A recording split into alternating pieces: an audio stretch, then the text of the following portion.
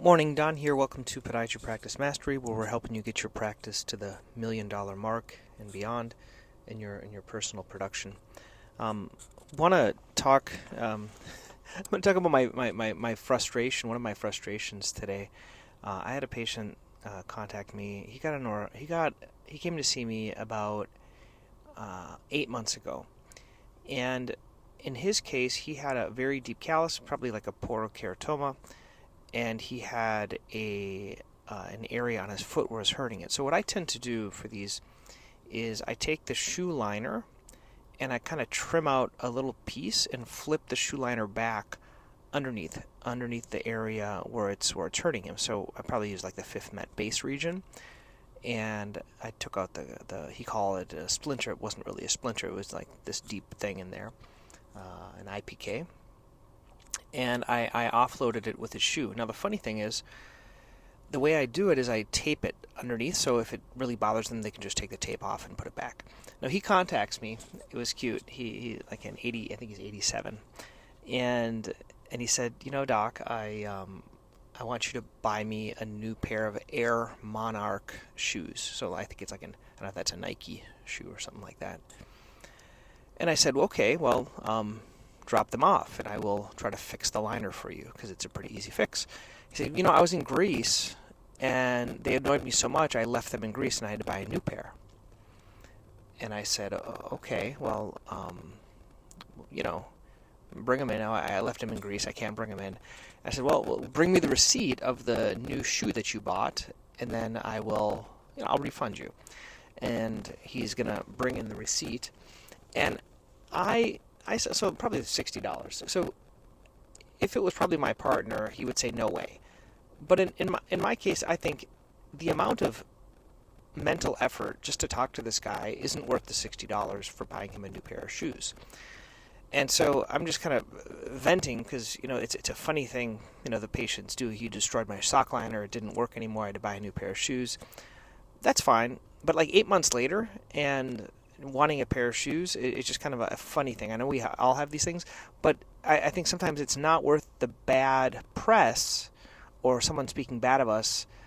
And a lot of times if patients aren't satisfied, I'll just refund. Okay, I'll pay them, because it's not worth my time to talk to them, hardly. And it's not worth like the bad press that they may give because of that, because some people can make mountains out of molehills. And I do the same thing with orthotics as well. A lot of times I'll take out the orthotic actual fee. So if it's $600, I may take out the $125 or $100 or whatever that they cost, like the handling fee. So I just wanted to share that with you. I want to give an update as well about Qutenza, because I was thinking about something the other day. With Qutenza, some people have been asking me some questions. There's two ways you can do it. You can either buy and bill, which means you buy it, and then you bill not only the application, which is the nerve destruction, you also bill the actual product. Now, it really depends on the insurance. Some insurances make you buy and bill, and they can't use a specialty pharmacy. I was talking to my assistant about this, because usually, like if I can use specialty, I'll always use it, because it kind of skews our numbers. It's kind of like if you're using like a graft, and like you bill the graft and the application, well, the graft reimbursement is basically a wash. And what made me think about this is I was thinking, well, we pay like a 4% processing fee for the billing company. So if the Qutenza is like $7,000 or whatever it is, and I have a 4%, that's like $280, and you're probably not even getting that much profit from it. So I'd prefer to do the specialty pharmacy, having them get it. But not all insurances. It's really the insurance that determines that. So we're trying to figure out a way to kind of skew to fix the numbers, but as well, learning how to do the buy and bill method of it. Okay, let's get into the day. Today was a Thursday, so my buddy, he was in surgery, and so he usually has a nail tech working with him. So a few of the nail patients came in, and it was really funny. You can tell something's working well when the first patient I saw, the nail tech wasn't in, and I had to do her nails, and she was like livid that the doctor did the nails because she really wanted the nail tech. And so this is good. This is a good thing. I didn't think this is a bad thing. She was upset that I saw her. I probably should have just let her wait until the nail tech got in there. And then the other thing, there was a patient that got Cariflex, and she takes a lot longer than I do, and they make them look a lot better. And the patient actually told me to leave the room. She's like, yeah, just let Marjorie be here. So I guess a good sign of a good employee or a good person is where they want to see someone else. So I think they want to see not the doctor, which is okay with me. So first patient of the day was a 32-year-old man, Lamisil follow-up, and I gave him the booster. So that's where I give them another round, and I'm not going to see him back. He did some proximal clearing of the nail. Next patient was a 65-year-old man. He came in, he had a rash, and he came in for nails. This is one of Ben's patients, my partner. And so he had a rash as well. So he had some clobetasol, so I recommended him use that, did an office visit. So it took a nail patient and added an office visit to it. So that made it a little bit better. Next was a 65-year-old man. He had Lamisil. He had nail fungus, and he did the Lamisil LFTs in the kit, which is the UV light, shoe spray, and the biotin.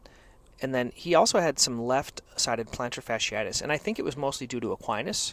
So just once again, I've mentioned this before, but I just want to reinforce this.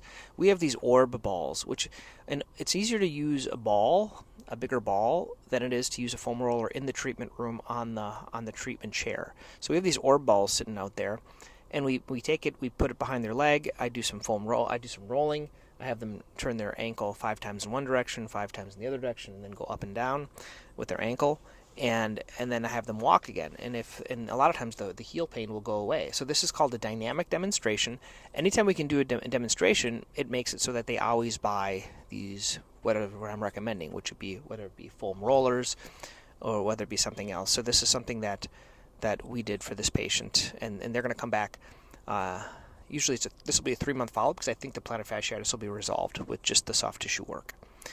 Next is a 77-year-old man. He has left posterior tibial tendinitis or tendon dysfunction, swelling around the tendon, likes to hike. Did number 1 out of 6 for shockwave. This was a scheduled procedure, so this is number 1. Next is a 69-year-old. This is just a nail care patient. I don't want to go through those. 38-year-old female, status post-orthotics. She's 100% better with the orthotics. As I was explaining orthotics to her, she was wondering, well, what about my dress shoes?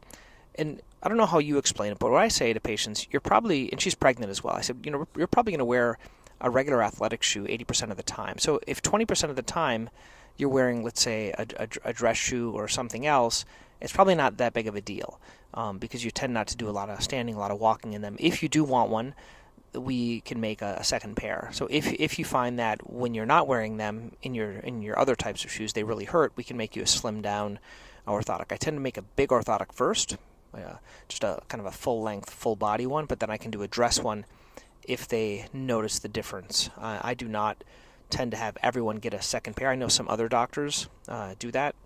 I would like to learn how to do that better, or really see how that works. I've tried it in the past. I'm not too good at it. We have a sheath that they get where they can get a second pair, but maybe it's my explanation. It's probably me, not the patients, because other doctors do it, other podiatrists do it. Next was a 69-year-old came in for a biopsy follow-up. So I did a punch biopsy. It showed dermatitis, psoriatic, kind of like a psoriatic form dermatitis. And I did clobetasol for that patient, and she was also here for nail care. Next was a 51-year-old female, had a left ankle sprain, and it was quite painful. Got x-rays, put her in a Una boot, and I put her in a cam boot. And she also was a previous patient. She has bilateral Achilles tendonitis that's just been going on forever.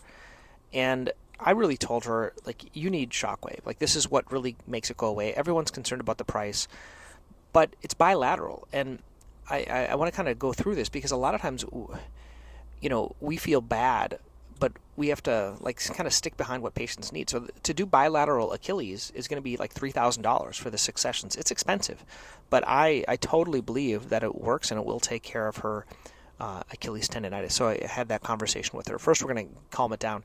Now, one thing I knew about ModMed, just kind of a shout out, we've switched, is that in the past when I did an Una boot, I wasn't really billing for supplies. Now when I do these things, it kind of bills automatically the supplies in there, both for injections, for Una boots, for casts, for things like that. Next patient was a 72-year-old man. He had a callus between the 4th and 5th toes, and it was painful, so we got x-rays, recommended a toe spacer. Now, he is, like I said, a 70-year-old gentleman, and when that callus starts, he's never had it before, it's 100% a shoe thing. So I was talking to him about anatomic shoes, like what shoe caused it. And most likely it was a golf shoe that he got. And there's a new brand, I don't know if you've heard about this, they're called Squares. It's kind of a spelt weird way, like SQAIRZ. And they have different types of like pickleball shoes, golf shoes, things like that. So it might be something you want to kind of consider recommending to patients. It's an online company. Next was a 62-year-old patient. This was kind of a complicated one. He's had like multiple years of nerve pain, diagnosed small fiber neuropathy, tried a lot of different things. He was concerned that his orthotics were causing the problem, and after a real long discussion, I decided to order bilateral MRIs for him. And this was a second opinion from one of my other colleagues, but he's seen multiple other nerve doctors, and I even talked about maybe a nerve stimulator would be the next thing for his back. Next was a 79-year-old man for a left ulcer that's not really healing. It's being treated by derm, so I didn't really take care of that. Next was a 78-year-old female. She has a left second hammer toe that's overlapping the bunion. Didn't want surgery, so I she's tried different things. I gave her a boot and splint, which tends to hold it down in place, and with shoe things, it should be okay for her. Next was a Carry Flex. She had 2 nails. This is the one that my nail tech did. The patient didn't even want to see me. Next was a 63-year-old for shockwave for posterior tibial tendon, number 1 out of 6 as well. And that was the morning, and then the afternoon, there was a patient that came in for painful calluses, did x-rays, trimmed the calluses. They'll follow up as needed. Next was bilateral heel fissures. Usually what I do for heel fissures is the routine is I trim them down, right, with callus trimming. I do 42% urea. They do the pummie bar. There's a pummie bar that I like. It's one of these that exfoliates when you do it, so it's not the stones. I don't think they're strong enough, and they cause a little bit more friction. And then I use Sleep and Heal, those socks. And then they can also use heel cups, those little plastic heel cups. They sometimes can help reduce the friction. So she's going to do that. She's not going to follow up. Next was a 13-year-old little boy. He had an axe fall on his big toe. I thought maybe he was at one of these, where they do the cars, where they drive the cars and they have these axe throwing. It wasn't that. He was actually playing around with an axe, fell on his big toe, lost his nail, and it has a little crease in it. And I said I couldn't fix that. I don't really know how to do that. But you probably could go in there, take off the nail, and fix the nail matrix. But I just said can't do anything. Next was a 78-year-old female. She had a right second hammer toe, and she had left arch pain. And this was totally due to equinus. Once again, I did that dynamic demonstration with that foam ball, that ball, and all the pain went away. So she got night splint, foam rolling, morning stretch, and she will come back as needed. Next patient was a 65-year-old. This was probably a MVP patient of the day because he had a old fracture. He was sent to the urgent care. Urgent care saw him, found some foot fracture that I didn't even see. But when I got x-rays, he had an ankle fracture. He had a fibula fracture that was already healing. It's been about 10 weeks. But no one ever billed the fracture code. So I billed the fracture code. He's already getting better. And I guess he wanted nail care. That's why he was there. But I did the fracture code, and I'm going to see him back in 9 weeks for nail care. So they never really did that. Okay. Next was a 56-year-old for right injection. This was kind of a curious guy. He had pain on the plantar hallux, no pain at the IPJ or the MPJ with range of motion, but with plantar flexing the hallux, he had pain. And on the ultrasound, he had some a fusion around the flexor tendon. So I did injection to the FHL in that region with ultrasound guidance, and all of his pain went away. So I'm thinking, I didn't see any tears on the ultrasound. For some reason, he got like a isolated flexor hallucis longus just right at the tip of the toe. A big toe. I've never seen that before. Next patient was this is a simple one, 63-year-old female. She had a bunion, and she had like a blister that had a little blood, and she just came in, was wondering about that. I didn't do anything. She's not going to follow up. Next was a 33-year-old man, number 5 out of 6 for shockwave for his plantar fascia. He's already feeling better. And last patient, this was kind of a cute patient. Last time I saw her, she was like, I'm never going to come back. You injected my ingrown toenail, and it hurt so much. And I've asked this by other people before. If you use anything besides that cold spray for ingrown toenails, because I really think that, like, if we could advertise pain-free ingrown toenail treatment, I think you would, like, that would be a great Google AdWord. Like, hey, I'm not even talking about the price. I'm going to talk about ingrown toenail treatment with no pain. So she came in. I prescribed her last time she was here a lidocaine cream, and she came in. She had like this all lathered up on the tip of her toe, and for like 3 hours. And she didn't know that where I numb it up is more proximal, and so then she made me go see someone else, and I put it on the proximal aspect of the nail. I don't think it numbed it up at all, but as I've been learning, if I go really slow, and it's really like, it's like pulling teeth for me because I'm not used to going slow for injections, but if I go slow, it can numb it up as it's injecting it. So she feels the poke, and she didn't really feel anything else. So I would like to know, and I've asked this before, does anyone else go really slow when you inject toes? And does anyone have any ways of stopping the pain? Like, is there a special cream that you use that you really love that reduces the pain? Because I like this idea of this whole pain-free treatment of ingrown toenails. I think it would be a kind of a cool marketing thing. So other things that I'm kind of working on, I always like to share with people. I read Alex Hormozi's new Money Models book, and so I'm trying to apply it to the office, specifically for my urgent care visit, and then for plantar fasciitis. He has something on there where you have an offer, a traction offer, you have upsells, downsells, and continuity. Haven't quite figured out the continuity. I'd really like to figure out the continuity. I think the best continuity for us is probably going to be like priority access. So a continuity for a period of time. Like, let's say you're treating your plantar fasciitis, you have a minimal treatment, you have the typical one, and then you have more of an advanced treatment, where the advanced treatment includes, let's say, 3 or 6 months of priority access, which would maybe mean like my direct cell phone, get priority treatment times, so you can, like a 7:30 time or end of the day time for people that are busy, and some other type of priority access. And another thing that he's been talking about, which I really like, is kind of having like a anchoring treatment. So take a treatment. Let's say my biggest treatment right now is going to be shockwave and orthotics. So you look at 2100. Is there a way I can do a 3 or a 6 times? So something at $6,000 or more. You may even think, oh, that's impossible. But is there a way you can do that? And I think there is a way. I haven't quite figured it out. And you do it not because people take it, but because it anchors the other price to be a lot more reasonable. So if I say, hey, we have this, awesome program that involves personalized physical therapy. It involves, you get a pair of shoes. It involves, you're going to get my personal cell phone, priority access. You're going to get shockwave. You're going to get amnio. You're going to get all these other things that are included, and it's like $6,000. And they're like, oh, they get sticker shock, and they're like, but most people don't. If you don't need all this stuff, like amnio, I don't think you really need it based on your ultrasound. PT, you could do a private pay through your insurance, so we can knock that down to like $2,100. How does that sound? And so I think the majority will, like, when you knock it down that way, they're going to kind of accept it. So I'm just kind of telling you how I've been thinking through these things. And so what did I do is I've been playing around with ChatGPT as I drive. Okay, so I posed the question to ChatGPT. So I'm talking, hey, there's this great idea of doing a money model, trying to get a much higher value treatment.